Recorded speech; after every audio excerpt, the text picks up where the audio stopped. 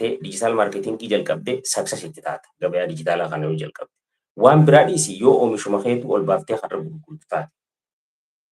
Siigalee deemgatta amma social media marketing irraa gizee haasofnu oomishuma kee kan mataa keetii physical product fi digital product gurgurachuu danda'uu jenne karaa social mediaati. Leessa ammaan tana markaattoo keessa micoon takka namni TikTok fi YouTube jalqabuu feetan maayikii sagalee qulqulleessee isinii waraabu kan sagaleen wacni maddii hin dhagahamne gatii bareedaadhaan bakka isin jirtanitti isin dhaqqabsiifna. Maayikiin keenya akkana akkanaati, kwaalitiin si akkana akkanaati. Social media Facebook masii kan namni kumni lama kumni takka hordofu san irra gadhiifti. Achirraa osoo Facebook ilaaluu arkeetitiin bilbila kanaan nu bilbila warri oomisha kana feetan jedha. Yeroo waan bilbila san arge fuudheetiin bilbila kanaan maayikii kananiin barbaada gatiin isaa meeqa jee gaafadha. Yoon kaan ammoo achuma jalatti opshina maal naa tarreessan karaa miseenjeraatiin akkaanan isaan gaafachuu danda'u.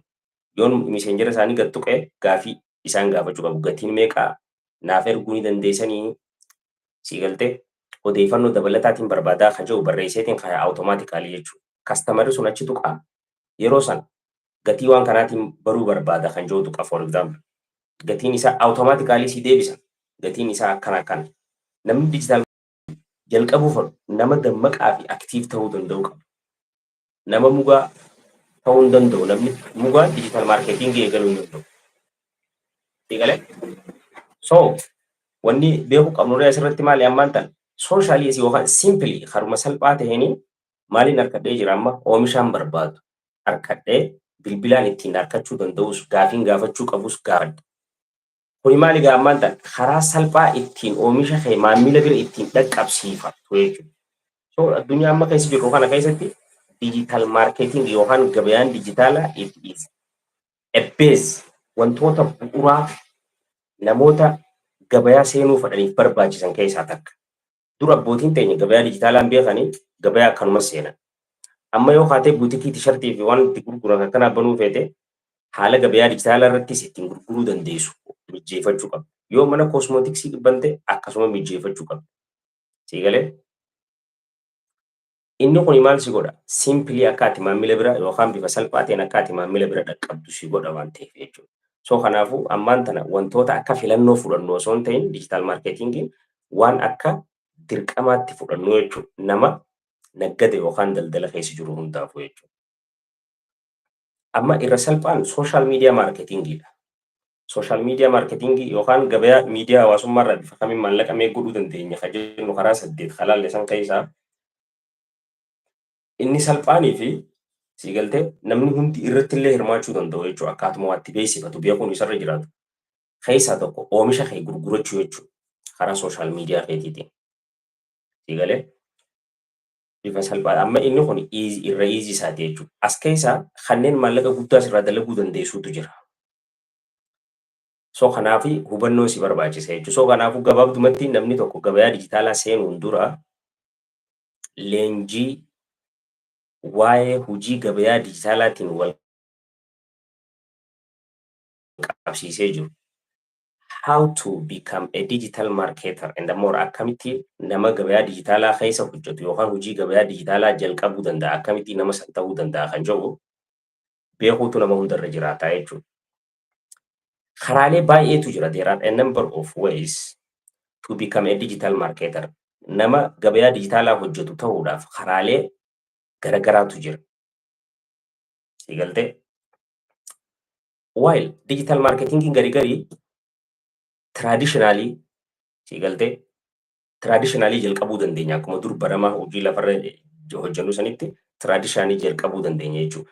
Inni biraa ammoo osoo beekigaa specializing godhin dura amma osoo specializing godhin dura traditionally yookaan haaluma baratamaa duraan jiru. For example beeksisuma haa taatu amma beeksisni miidiyaa irratti akkaataatti beeksisanii jiraame sanumarra dhaabbattee oomishuma kee beeksisuu. That's a traditional way before you specialize jechuudha. Hoggaa specialize gootee oomisha kee gurgurtaa oomisha namaatis ni gurgurtaa bitataa fi gurgurataas waliif fidda. Siigaltee social media marketing, content marketing, video marketing, email marketing kan jennu kana hunda hojjechuu dandeessa jechuudha. Hoggaa specialize taate jechuudha. Siigaltee akkana jechuun from simple to hard jechuudha. Salphaarraa eegaltee salphaan kamii jennee amma reefuun tara lafaa keetu Ramadaan fakkeenyaaf amma mana huccuu tokko banee jira. huccuu gosa adda addaa kan qabu kophee qabu san kophee akkana kanaa qabna gatiin sii hangan. Huccuu akkana kanaa tishartii kana kana yookaan huccuu dhalaata kana kanaa qabna gatiin sii hangan. Seenaa feesbuuk irra ilaalamee amma keessattuu abaayaalee dhalaa baay'inaan beeksisan markaatoo keessa ijoolleen hojjettu jechuudha. Ijoolleen guraagii fi silxee baay'ee keessa jiran meebii keenyaas keessa jiraachuu mala. Keessattuu huccuu dhalaatii fi koosmootiksii irratti akkamitti akka isaan dalagan laaluu dandeessan jechuudha. So gabayaa takka seenuuf gabayuma lafarraa tafeete seenuuf akkuma tarsiimoon si barbaachiftutti gabayaa tana seenuufis tarsiimoon si barbaachisa jechuudha. Maaliif hoggaa gabayaa tana seentu koopiraayitiitu jira.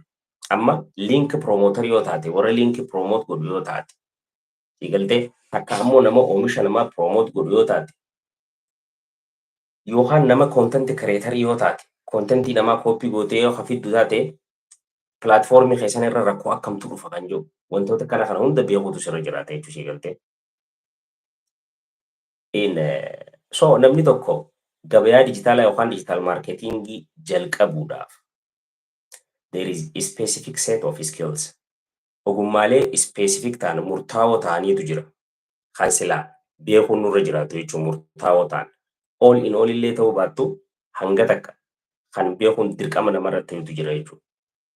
Tokkoffaan as keessaa tokkoffaan learn digital marketing fundamentals. Wantoota gabayaa dijitaalaa yookaan digital marketingiidhaaf bu'uura ta'an barachuu danda'u maal faadha wanti bu'uura ta'an ni ilaalla. Inni lammaffaan learn how to use key digital marketing tools. Meeshaalee gabayaa dijitaalaa hojjechuudhaaf nu barbaachisan kanneen qulfii ta'an barachuu danda'u. Inni sadaffaa build portfolio of digital marketing projects. Portfolio yookaan investimentii projectii digital marketing irratti hojjetu build godhuu danda'u. Jaarrachuu danda'u jechuudha. Inni afuraffaan develop your digital marketing resume. Siigaltee maal develop godhuu qabda maal uummachuu qabda resume yookaan CV yookaan haala gabayaa dijitaalaa san ittiin hojjettu qopheeffachuu danda'u jechuudha. Inni shanaffaan network to make connection in marketing. Hariiroo jechuun networkii uummachuu sababni isaa maali gabayaa keessatti hariiroo yookaan qunnamtii akka qabaattu jechuudha. Amma waan shan ijoon isinii kaase asirratti. Wanni shanan kun namni tokko to become a digital marketer from simple to hard. So starting from simple namni amma simple salphaarra eegaluufa yoo xiqqaatte iskiililee ogummaalee hanga shanin asiyaame kana beekuu danda'u ture jiraata. Mee amma digital marketingii eegaltee akkaataa gabayaa keessatti neetworkii itti uummachuu qabdu yoo beekne faayidaan qabu. Affiliate marketii eegaltee fakkeenyaaf ammaan ta'e eessa gurgurta? Eenyufaaf gurgurta? Akkamii sirraa bitatan? Isaan kanaafuu akkamii beeksifta? Beekuutu sirra jiraata jechuudha. Maaliif target audience qabaachuu qabda? Eegalee so maaliin godha amma Amazon irraa meeshaa fuudheetiin dijitaala social media jalatti beeksisa. Meeshaa san namni Itoophiyaa jiru bitachuu hin danda'u beeku. Eegalee so wanni irratti maaliin godhuu qaba TikTok irratti TikTok shop irratti bitee gurguruudhaaf yookaan affiliate ta'uudhaaf akkaataan ani TikTok shop itti guutuu qabuutu jira jechuudha. Eessa gurguruu feetan anjaa fakkeenyaaf USA biyyootaan filadha siigaltee ergasii maal anjaa tiin nambarii wantoota kana itti naqinaan jechuu mala. Yoo nama beetee nama biyya akkasii jiruun wantoota inni si gaafatu san TikTok irra gizee fixee so waa'ee kosmootiksii waan namni dibata haa ta'u takka ammoo waa'ee huccuu haa ta'u takka ammoo waa'ee kitaaba gurguruu haa ta'u piroodaaktii garaagaraa gurguruu haa ta'u liinkiilee isaa san fuudheetiin maaliin godha YouTube TikTok jala kaa'ee waan akkana as tuuxanii bitachuu dandeessan. Wanni kuni waan akkana keessaa qaba bu'aan isaa akkana jeetiin beeksisaa jechuudha. Siigalee understand? So sanumaafuu maal nu barbaachisane learn digital marketing fundamentals wantoota gabayaa dijitaalaatiif ijoo waan bu'uura ta'an beekuu danda'u. Akkasuma meeshaalee digital marketingii ittiin fayyadamnu kanneen qulfii ta'an beekuu yookaan barachuu danda'u nurra jiraata. Inni kaan ammoo poortifooliyoo kan investimentii hojii dijitaala irratti hojjechuu deemsan piroojeektii hojjechuu deemsan biiwuldi godhuu danda'u. Develop your digital marketing resume. Akkaataa digital marketingii san ittiin hojjettu develop godhuu jechuudha.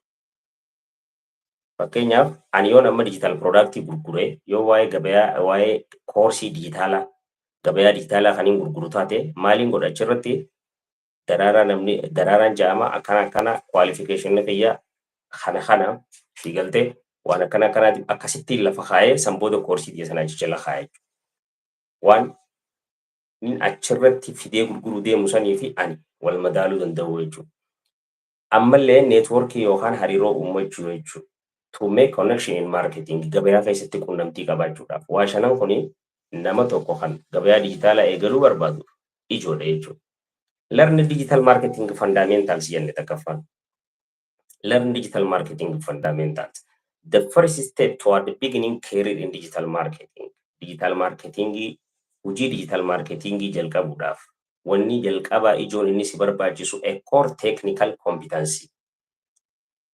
Technically yookaan akkaataa waan san digital san itti fayyadamtu technically beekuun let's say search engine optimization, analytics, social media marketing, advertising waa'ee beeksisa, email marketing.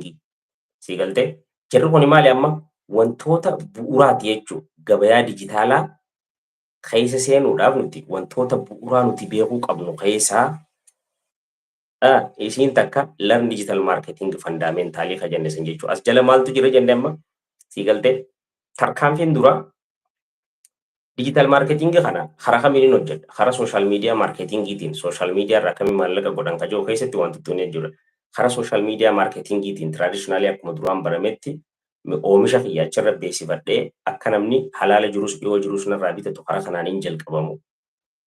Moo ifiifiin weebsaayitiilee garaagaraa uumee tolfadhee weebsaayitii sanirratti istoorata qabdu tolchee achirratti fuudhee gurguramoo meeshaa ta'e osoo hin ta'in amma fakkeenyaaf warri akka Alibaabaatiif AliExpress warri kanaa kun meeshaa isaanii meeshaa biraa gurguranii mire.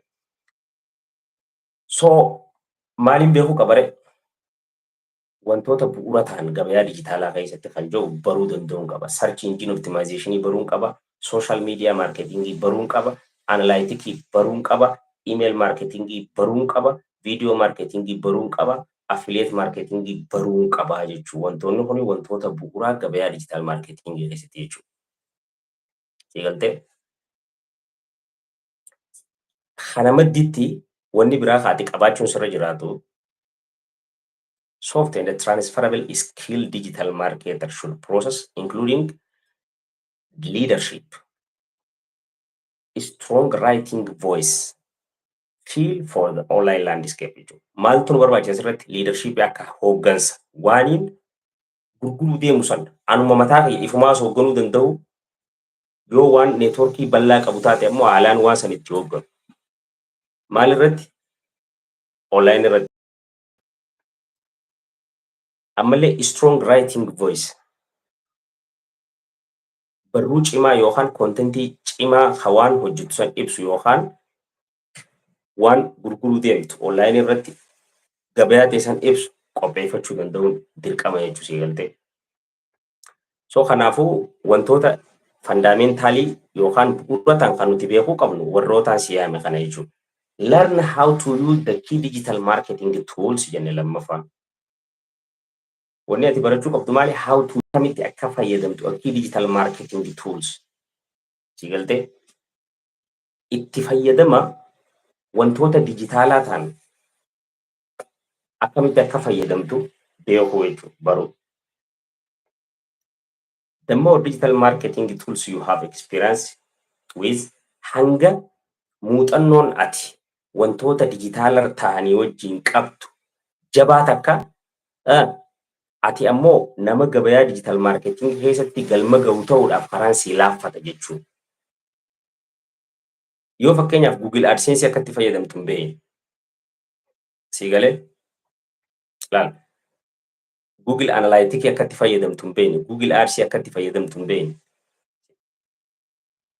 Wantoota kii ta'an kan jenne qulfii ta'an kan jenne tuulsota nuti fayyadamnu yookaan meeshaalee nuti fayyadamnu kanneen ijoo ta'an kan jenne keessaa takka jirru.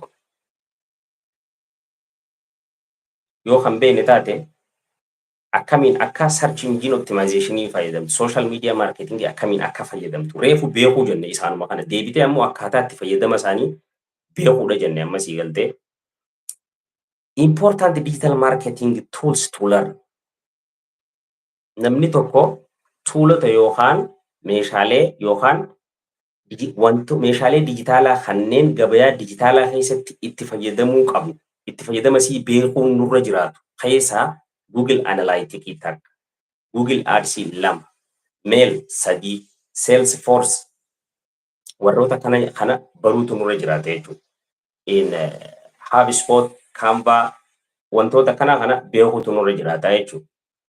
Experience with email campaign duula emailitti wal qabatee muuxannoo qabaachuu. Si galtee wantoonni akkana waan beekuu nurra jiraatu jechuudha dirqama. Sadaffaan build digital marketing portfolio projects.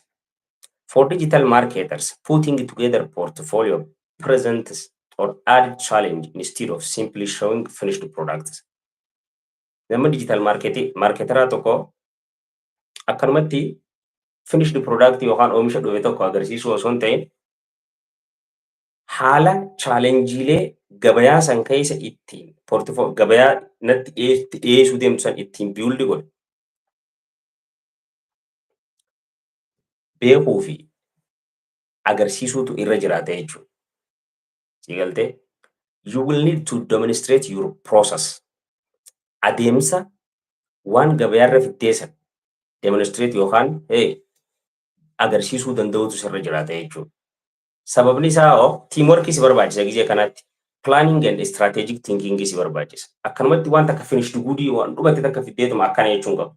Yoo fakkeenyaaf reefu tana maal jenne kosmootiksii weefa gurgurtu taate akkaataa itti oomishamtu. Adeemsa wanni sun keessa dabartee finished good itti taatu. Lafa kaa'uu danda'u qabda bifa barruutiin. Akkaataa itti fayyadamasii waan kana hunda jechuudha.